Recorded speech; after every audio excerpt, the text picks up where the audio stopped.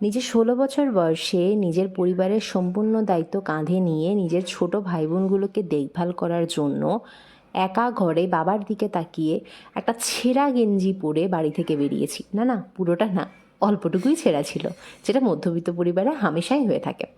Hello everyone, তোমার স্বপ্নের কারিগরের নতুন একটা এপিসোডে তোমাদের সকলকে স্বাগত। একদমই না, একদমই একদমই ভাববে না, একদমই ভেবে এই জিনিসটা ভুল করবে না যে কথাগুলো আমার বলা, এগুলো সব আমার বাবার বলা। তার লাইফের কিছু ঘটনা, কিছু টুকরো কথা আজকে তোমাদের সাথে শেয়ার করব। তোমার স্বপ্নের কারিগরের নতুন একটা এপিসোডে তোমাদের সবাইকে স্বাগত। ছোটোবেলা থেকে আমি দেখে এসেছি বাবা আমার কাছে আছে যে সবসময় তার কাছে যেটুকু আছে, যেটুকু সে পেরেছে, সে সবসময় নিজের বেস্ট থেকে বেস্ট দেওয়ার চেষ্টা করেছে। সেটা হোক দিন দুঃখীকে কোনো সাহায্য, সেটা হোক পরিবারের জন্য কিছু, সেটা হোক লাইফের যে কোনো ক্ষেত্রে। সে কখনো তার একদম এক্সট্রিম খারাপ সিচুয়েশন না হলে সে কখনো মুখের উপর না বলেনি।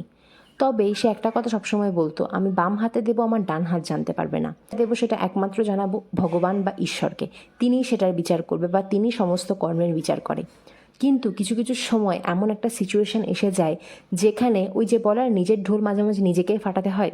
আর এক্স্যাক্টলি এই জিনিসটাও মাঝে মাঝে দরকার। এই জিনিসটা মাঝে মাঝে যদি না বলা হয়, তখন নিজের করা কাজটা অন্য কেউ সুন্দরভাবে এসে ক্রেডিট নিয়ে নেয়। একটা কাজ হয়তো আমার বাবা করেছিল বা আমার বাবার মতো অনেক মানুষ করে থাকে, সেটা যেহেতু তারা কাউকে বলে না, সেটাকে চাপা দিয়ে মাটিতে একদম প্রলেপ দিয়ে দিয়ে অন্য কেউ তার উপরে একটু মশলা ছড়িয়ে নিজের ক্রেডিট বলে চালিয়ে দেয়। বা দেখা যায় এমনও পার্সোনালিটির মানুষ থাকে যে হয়তো কিছুই করে না, কিছুই করে না মানে কিছুই করে না, কিন্তু সিম্পল এক এক বছরে একদিন এমন একটা কিছু করলো আর সেটাকে এমনভাবে পুরো বিশ্ব জানালো যেন মনে হয় যে সেই। এবার তোমাদের মনে প্রশ্ন এটা আসতে পারে যে তাতে কি সমস্যা, যেটা নিজের ঢোল নিজেকে ফাটাতেই হয়। তো এই কথাটা আমার বলা। তবে হ্যাঁ, কখনো সবটা বেশি বলা ঠিক না।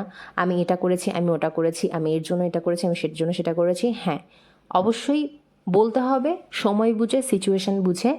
যখন তোমার করা কাজকে আরেকটু মশলা দিয়ে তোমাকে লোকের কাছে খারাপ বানানোর জন্য বা তোমাকে লোকের কাছে একটা অকর্ম বানানোর জন্য অন্য কেউ সেটার ক্রেডিট নিতে আসবে, তখন তোমার বলা উচিত।